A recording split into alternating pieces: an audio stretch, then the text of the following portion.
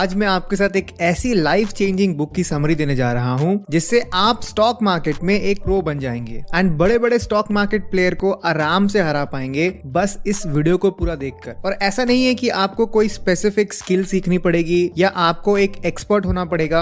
अगर आपने आज तक स्टॉक मार्केट के बारे में सुना भी नहीं है तब भी आप सिर्फ इस वीडियो से बहुत कुछ सीख सकते हैं। आज मैं आपके साथ one up on wall street, जिसके ऑथर है पीटर लिंच, इसकी डिटेल समरी देने जा रहा हूं। ये video complete chapter wise summary है इस बुक की, जिससे आप कम टाइम में पूरी बुक की नॉलेज को सीख सकते हैं और तुरंत एक्शन ले सकते हैं। सबसे पहले ऑथर के बारे में जान लेते हैं। पीटर लिंच एक लेजेंडरी इन्वेस्टर हैं जिन्होंने स्टॉक मार्केट से बहुत ज्यादा पैसे एंड नाम दोनों कमाया है। कि 1966 में फिडिलिटी इन्वेस्टमेंट्स में एज अ इंटर्न ज्वाइन हुए थे और 1977 में ये पोर्टफोलियो मैनेजर बन गए थे मैगलेनन फंड के, और इन्होंने 13 साल तक इसे मैनेज किया और ऑन एन एवरेज 29.2% का एनुअल रिटर्न्स कमा के दिया, जो म्यूचुअल फंड मैनेजमेंट के हिस्ट्री में one of the highest return था। इस बुक को 3 पार्ट में डिवाइड किया गया है। पार्ट 1 है introduction to investing and development of an investor's mind. Basically part 1 में आप ये सीखेंगे कि इन्वेस्टमेंट शुरू क्यों करना चाहिए और आपका माइंडसेट क्या होना चाहिए स्टॉक मार्केट में सक्सेस पाने के लिए। पार्ट 2 है step by step process to pick stocks. यहाँ हम प्रैक्टिकली सीखेंगे कि कैसे डिफरेंट स्टॉक्स को एनालाइज करते हैं एंड फाइनली स्टॉक्स को चुनते कैसे हैं। पार्ट 3 है long term view to investing and portfolio. इस पार्ट में हम लॉन्ग टर्म में अपने इन्वेस्टमेंट के साथ क्या करना है ये भी सीखेंगे। तो चलिए चैप्टर वाइज समरी शुरू करते हैं। Part 1 preparing to invest. Chapter 1 the making of a stock picker. 1950s के दौरान अमेरिका में सभी लोगों को लगता था कि स्टॉक मार्केट में पैसे लगाना यानी पैसे की बर्बादी, और पीटर लिंच के फैमिली में भी यही माइंडसेट थी। सभी अवॉइड करते थे स्टॉक मार्केट के बारे में बात भी करना। पर पीटर की जब जॉब लगी as a caddie golf course में। कैडी वो होता है जो गोल्फ प्लेयर्स की बैग्स उठाता है, और जैसे कि हमें पता ही है कि गोल्फ अमीरों का स्पोर्ट है, तो जब पीटर लिंच बड़े बड़े बिजनेसमैन के बैग्स उठाया करते थे गोल्फ गेम्स के दौरान, तब उन्होंने नोटिस किया कि ये लोग मोस्टली स्टॉक्स की बातें कर रहे हैं। कुछ लोग कभी कभी सेलिब्रेट भी करते थे कि इनके सिलेक्टेड स्टॉक्स ने मल्टी बैगर्स रिटर्न्स दिए हैं। यहाँ धीरे धीरे पीटर लिंच को लगा कि मेरी फैमिली है जो मुझे स्टॉक मार्केट इंडस्ट्री से दूर रहने के लिए बोलती है, वहीं ये लोग हैं जो डेली इतना पैसे कमा रहे हैं जो मेरी पूरी फैमिली मेंबर्स मिलके भी साल में नहीं कमाते हैं। वैसे पीटर लिंच ने बॉस्टन कॉलेज में पढ़ाई की, जहां उन्होंने कई सारे सब्जेक्ट्स जैसे history, psychology, political science, metaphysics, logics जैसे ढेर सारे सब्जेक्ट्स पर अच्छा स्कोर किया। पर वो बुक में कहते हैं कि हिस्ट्री एंड फिलोसफी उनके ज्यादा काम आया स्टॉक मार्केट में, ना कि स्टैटिस्टिक्स या मैथमेटिक्स, क्योंकि वो कहते हैं कि जो मैथमेटिक्स आपको चाहिए स्टॉक मार्केट में वो आप क्लास 4 में ही सीख लेते हैं। पीटर लिंच ने 1963 में अपना पहला स्टॉक चुना इन्वेस्ट करने के लिए, और सिर्फ 2 साल में उस स्टॉक ने 5 गुना रिटर्न्स दिया, जिससे उन्होंने अपने कॉलेज की फीस भी पे कर दी। अपने सेकेंड ईयर में उनको एक इंटर्नशिप मिली फिडिलाइट म्यूचुअल फंड कंपनी में, जो उस वक्त सबसे बेस्ट परफॉर्मिंग इन्वेस्टमेंट कंपनी थी।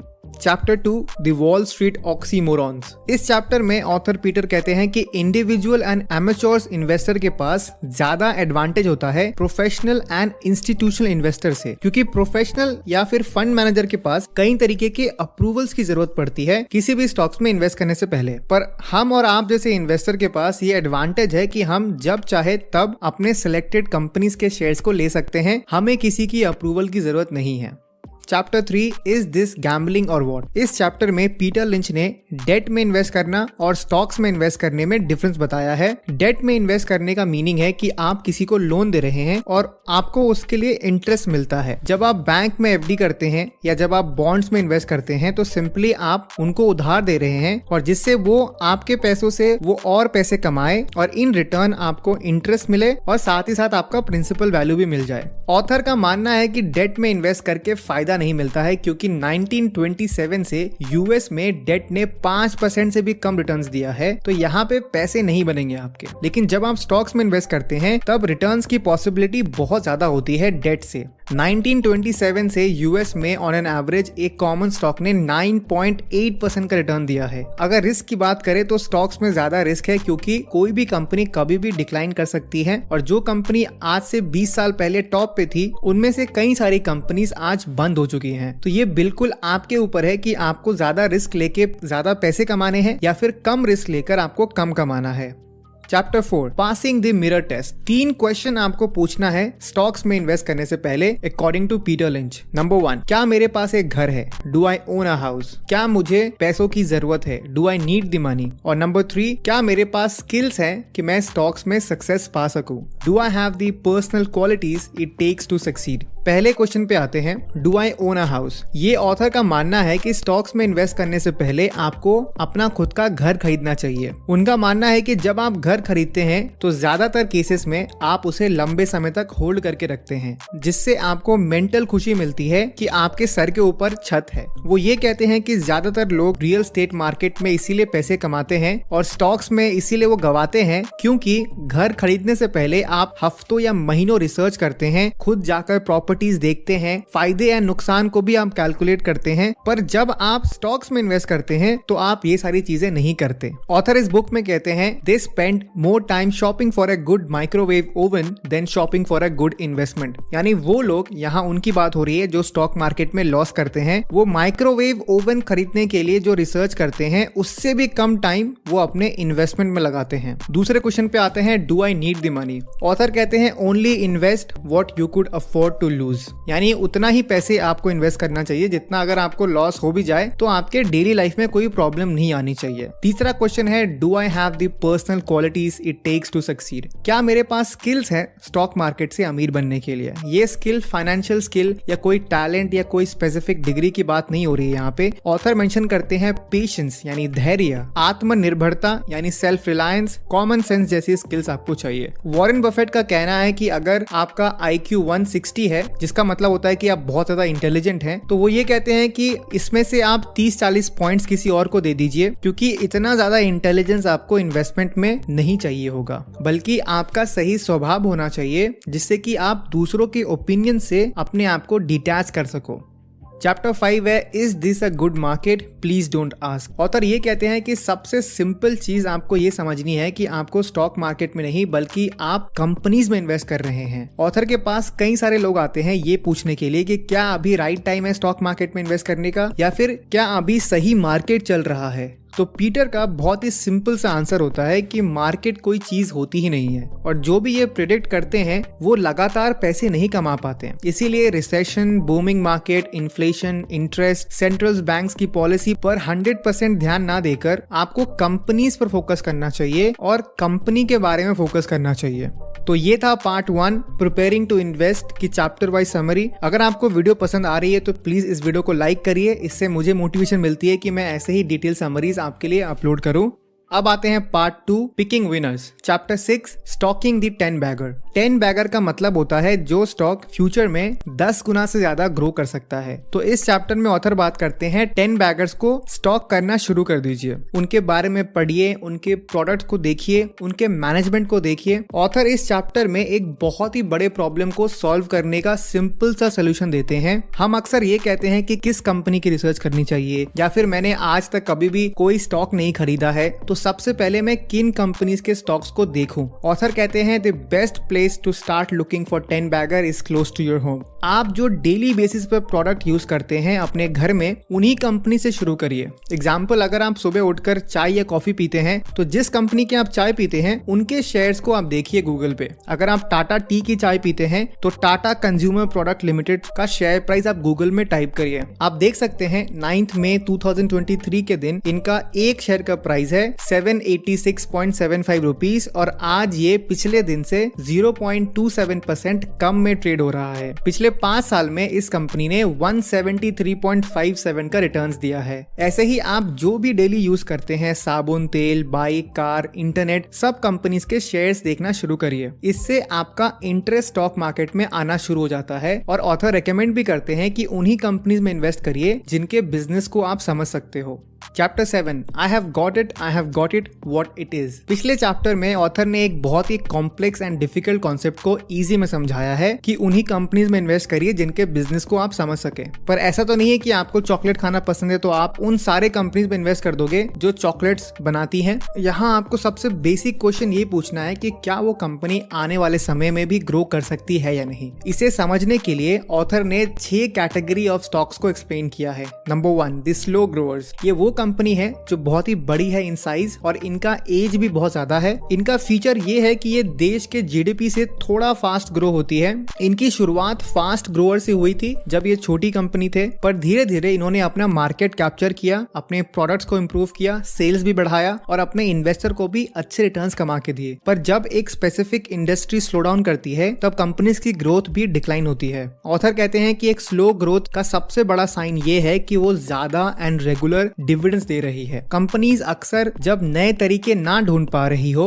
अपने बिजनेस को और ग्रो करने के लिए, तब वो अपने पैसों को एज अ डिविडेंड देती है इन्वेस्टर को खुश करने के लिए। इंडियन स्टॉक्स का अगर रेफरेंस दूं तो coal India limited, Tata steel limited, Hindustan zinc limited कुछ एग्जांपल्स हैं स्लो ग्रोअर्स स्टॉक्स के। दूसरे कैटेगरी ऑफ स्टॉक्स है दी स्टॉलवर्ट्स। स्टॉलवर्ट्स वो कंपनी है जो वेल एस्टैब्लिश्ड है, फाइनेंशियली स्टेबल है और जिनका एक बहुत ही स्ट्रॉन्ग ब्रांड रेपुटेशन है। इनका बहुत बड़ा मार्केट शेयर होता है और इन्होंने सालों तक कंसिस्टेंटली ग्रोथ अचीव की है। कुछ इंडियन एग्जांपल आपके साथ शेयर करूं तो Reliance industries, TCS, HDFC bank limited, Infosys कुछ एग्जांपल्स हैं दी स्टॉलवर्ट्स के।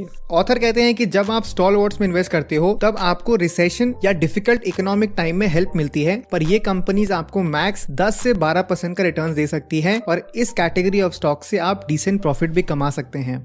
अब आते हैं सबसे एक्साइटिंग कैटेगरी ऑफ स्टॉक्स में जो है द फास्ट ग्रोअर, जो नंबर 3 कैटेगरी है। फास्ट ग्रोअर्स छोटे एंड एग्रेसिव कंपनीज होते हैं जो 20 से 25% ग्रो कर सकते हैं और इनमें बहुत ज्यादा पोटेंशियल होती है। ये कंपनीज मोस्टली एक ग्रोइंग इंडस्ट्री में होते हैं। वैसे मैं आपको कोई भी रिकमेंडेशन नहीं दे रहा हूँ, पर कुछ एग्जाम्पल शेयर कर सकता हूँ जो फास्ट ग्रोअर कैटेगरी में थे पहले, जैसे Bajaj finance limited, Titan company and page industry limited. चौथे स्टॉक कैटेगरी पे आते हैं दी सिक्लिकल्स।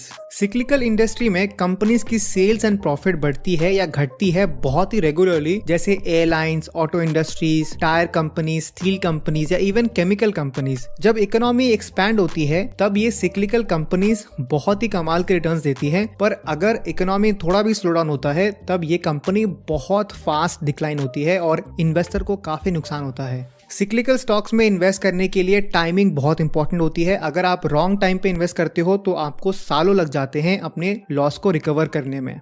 पांचवा कैटेगरी है द टर्न अराउंड्स। ये वो स्टॉक होते हैं जो स्ट्रगल कर रहे होते हैं फिलहाल, पर इनमें पोटेंशियल बहुत होता है फ्यूचर में इंप्रूव करने का, चाहे वो मैनेजमेंट, स्ट्रैटेजी या मार्केट कंडीशन की चेंज की वजह से हो। ऑथर कहते हैं कि ऐसे स्टॉक से दूर रहना बेटर है क्योंकि बहुत ही कम कंपनीज है जो फिर से रिकवर कर पाती है। आखिरी कैटेगरी ऑफ स्टॉक है दी एसेट प्ले। ये वो कंपनी होती है जिनके पास एक बहुत ही वैल्यूएबल एसेट होता है जो उनके लिए फ्यूचर में एक बहुत बड़ा कॉम्पिटिटिव एडवांटेज बन सकता है, चाहे वो कैश हो, इन्वेस्टमेंट हो, प्रॉपर्टीज हो, मशीन्स हो, कुछ भी हो। ये कंपनी फिलहाल अंडर वैल्यूड होती है और बहुत सारे लोग इनके बारे में जानते भी नहीं है। तो ये थे 6 कैटेगरी ऑफ स्टॉक्स। अब आते हैं chapter 8 the perfect stock water deal. Author कहते हैं कि एक परफेक्ट कंपनी वो है जिसे अगर एक इडियट भी चलाए तो भी बिजनेस ग्रो होते रहे, और मैं उन्हीं कंपनीज में इन्वेस्ट करने के सपने देखता हूँ। पीटर इस बुक में कहते हैं कि 13 क्वालिटीज होनी चाहिए एक कंपनी में जिसे वो परफेक्ट स्टॉक कहते हैं। नंबर 1, इट साउंड्स डल और इवन बेटर रिडिकुलस। एक परफेक्ट स्टॉक यानी एक परफेक्ट कंपनी एक परफेक्ट सिंपल बिजनेस में होनी चाहिए जिनका नाम भी बहुत बोरिंग होना चाहिए। Example Asian Paints, HDFC bank. Number 2, it does something dull. Author कहते हैं कि एक बोरिंग कंपनी के पास अगर एक बोरिंग नेम है और साथ ही साथ वो कुछ बोरिंग कर रही है तो ये परफेक्ट मैच है। Number 3, it does something disagreeable, यानी वो कंपनी ऐसा काम कर रही हो जो हर किसी के बस की नहीं है। Number 4, it's a spin off. Spin off का मतलब है कि जब एक कंपनी एक नया इंडिपेंडेंट कंपनी शुरू करती है अपने एग्जिस्टिंग बिजनेस से, जैसे मारुति सुजुकी इंडिया लिमिटेड। पहले ये कंपनी गवर्नमेंट ओन करती थी मारुति उद्योग लिमिटेड के नाम से, पर 2003 में गवर्नमेंट ने मेजॉरिटी ऑफ स्टेक्स बेच दी एक जापानीज ऑटोमेकर कंपनी को जिसका नाम था सुजुकी मोटर कॉर्पोरेशन। फिर उस कंपनी ने फिर बाद में अपना सेपरेट पब्लिकली लिस्टेड कंपनी बनाई मारुति सुजुकी इंडिया लिमिटेड के नाम से। तो पीटर लिंच प्रेफर करते हैं स्पिन ऑफ कंपनीज को। पांचवा, the institutions don't own it and analyst don't follow it. Author का मानना है कि अगर एक स्टॉक इंस्टीट्यूशनल या फाइनेंशियल एनालिस्ट के रेडार पे नहीं है, उसमें हम आम व्यक्ति के लिए पोटेंशियल हो सकता है अच्छे रिटर्न्स कमाने का। Number 6, the rumours around it's involved with toxic waste और द माफिया। अगर एक कंपनी का गलत रूमर्स फैला हुआ है तो लोग उसमें इन्वेस्ट नहीं करते हैं, पर अगर वो कंपनी जेन्युइन बिजनेस करती है तो यहाँ पे भी आपके लिए एक बहुत बड़ी अपॉर्चुनिटी हो सकती है। Number 7, there is something depressing about it, यानी वो कंपनी कुछ डिप्रेसिंग करती हो। एग्जाम्पल के लिए ऑथर शेयर करते हैं अंतिम संस्कार का business. Number 8, it's a no growth industry, बहुत ज्यादा ग्रोथ फिलहाल ना दिख रहा हो उस इंडस्ट्री में, क्योंकि कई बार हाई ग्रोथ इंडस्ट्री में इन्वेस्टमेंट करने से कुछ ही सालों में मैसिव डिक्लाइन आता है, इसलिए ऑथर चूज करते हैं उस इंडस्ट्री को जिसमें अभी ग्रोथ की स्कोप थोड़ी कम दिख रही हो। नंबर 9, इट गॉट अ नीश, ऐसी कंपनी जिनका एक नीश हो। जैसे हम जब बात करते हैं मोबाइल इंटरनेट की तो 2 ही कंपनी है लीडर इंडिया में, एयरटेल एंड जियो। तो ऑथर का मानना है कि नीश बिजनेस में ज्यादा अर्निंग्स होती है, क्योंकि इसमें कॉम्पिटिटर्स बहुत जल्दी नहीं आते हैं, और आते भी हैं तो ज्यादा दिन तक सर्वाइव नहीं कर पाते हैं। Number 10, people have to keep buying it, ऐसा बिजनेस हो जिनका प्रोडक्ट्स लोग डेली बेसिस पर यूज करते हो। ऑथर कहते हैं कि मैं सॉफ्ट ड्रिंक्स, रेजर ब्लेड्स या सिगरेट्स कंपनी में इन्वेस्ट करना पसंद करूंगा, बल्कि दूसरे बिजनेस में जहां पर कस्टमर महीने में या साल में एक बार खरीदता हो उनके products. 11, it's a user of technology, company technology का यूज कर रही हो ना कि नेचुरल रिसोर्सेज का, क्योंकि टेक्नोलॉजी वक्त के साथ साथ और बेटर होते जा रहा है पर नेचुरल रिसोर्सेज कम होते जा रहे हैं। इसीलिए लॉन्ग टर्म में वो कंपनी सर्वाइव करती है जो टेक्नोलॉजी को अपने बिजनेस में इंटीग्रेट कर सके। Number 12, the insiders are buying, यानी उस कंपनी के एम्प्लॉयज भी उस कंपनी में इन्वेस्ट करते हो। ये एक साइन है कि उनको लगता है कि कंपनी आने वाले समय में बहुत ग्रो करने वाली है। आखिरी क्वालिटी है the company is buying back shares. एक इन्वेस्टर के लिए ये बहुत ही अच्छा न्यूज होता है जब कंपनी अपने ही शेयर्स को खरीदती है। इससे नंबर ऑफ शेयर्स कम हो जाते हैं और ईपीएस यानी अर्निंग्स पर शेयर बढ़ जाती है, जिससे स्टॉक प्राइस भी बढ़ जाता है। तो ये थे 13 क्वालिटीज जो एक परफेक्ट स्टॉक में होनी चाहिए। बाकी के चैप्टर्स की समरी हम पार्ट 2 में कवर करेंगे, जिसके लिए आपको चैनल को सब्सक्राइब करना पड़ेगा। मैं बहुत जल्दी पार्ट 2 अपलोड करने वाला हूँ। वीडियो आपको कैसी लगी प्लीज कमेंट में बताएं, मैं आपके सारे कमेंट्स पढ़ता हूँ। तो मैं मिलूंगा आपको बहुत जल्दी पार्ट 2 के साथ। तब तक के लिए कीप रीडिंग, कीप ग्रोइंग।